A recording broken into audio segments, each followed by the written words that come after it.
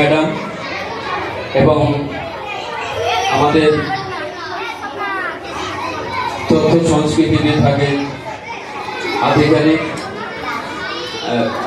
মহাশয় আছেন এবং আছেন পঞ্চায়েত প্রধান, উপপ্রধান এবং বিভিন্ন স্কুল থেকে আগত প্রধান শিক্ষক এবং সহকারী শিক্ষিকাবৃন্দ এবং দুই বিদ্যালয়ের অভিভাবক অভিভাবিকাবৃন্দ সকলকে আমার সশ্রদ্ধ প্রণাম এবং আমার প্রিয় ছাত্রছাত্রীদের আমার স্নেহ ভালোবাসা জানিয়ে এবং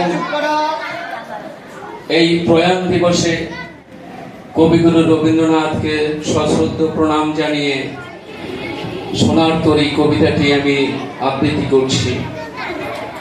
এই কবিতাটির সারমর্ম এই আছে যে সারা জীবনের ওনার যে সৃষ্টিশীল সৃষ্টি, সেই সৃষ্টিকে রেখে যাচ্ছেন পরমাত্মার উদ্দেশ্যে। ওনার যে আবেদন,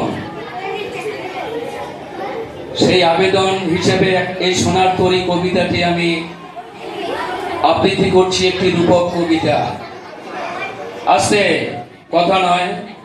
শ্রাবণ মাস, এই যেন সমস্ত কাজ শেষ হয়ে যাওয়ার পর বিশ্রাম। জীবন সন্ধ্যায় মাস হচ্ছে শ্রাবণ। কবি বুঝেছিলেন তার জীবনের প্রস্থান এই শ্রাবণেই হবে। তাই ওনার যত কর্মকাণ্ড, ওনার যত সৃষ্টি, সেই সৃষ্টিকে দিয়ে ওনার প্রস্থান হবে,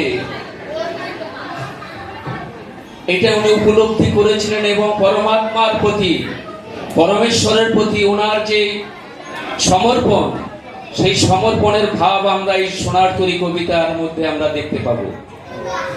আমি আবৃত্তিটি করছি, দেখেই করছি, কথা কেউ বলবে না। গগনে গরজে মেঘ, ঘন বরষা, কুলে একা বসে আছি নাহি ভরসা। রাশি রাশি ভাড়া ভাড়া, ধান কাটা হলো সারা। ভরা নদী ঘুরো ধারা, খর পরশা, কাটিতে কাটিতে ধান এলো বরষা। একখানি ছোট ক্ষেত, আমি একলা, চারিদিকে বাঁকা জল করিছে খেলা। পরপারে দেখি আকার, তরু ছায়া মশি মাখা। গ্রাম খানি মেঘে ঢাকা, প্রভাত বেলা। এপারেতে ছোট ক্ষেত, আমি একলা। গান গেয়ে তরি বেয়ে কে আসে পারে, দেখে যেন মনে হয় চিনি উহারে। ভরা পালে চলে যায়, কোনো দিকে নাহি যায়। ঢেউগুলি নিরুপায় ভাঙে দুধারে, দেখে যেন মনে হয় চিনি উহারে। ওগো তুমি কোথা যাও কোন বিদেশে, বারেকে ফিরাও তরি কুলেতে এসে। যেও যেথা যেতে চাও, যারে খুশি তারে দাও। শুধু তুমি নিয়ে যাও ক্ষণিক এসে, আমার সোনার ধান কোলেতে এসে। যত চাও তত লও তরণী পরে, আর আছে আর নাই দিয়েছি ভরে। এতকাল নদী কোলে যাহা লইছিল ভুলে, সকলে দিলাম তুলে ধরে বিধরে। এখন আমারে লহ করুণা করে।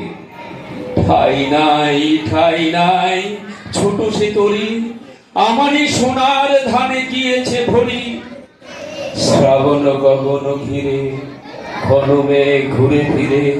শূন্য নদীর তীরে রহিল পড়ি, যাহা ছিল নিয়ে গেল সোনার তরি। নমস্কার।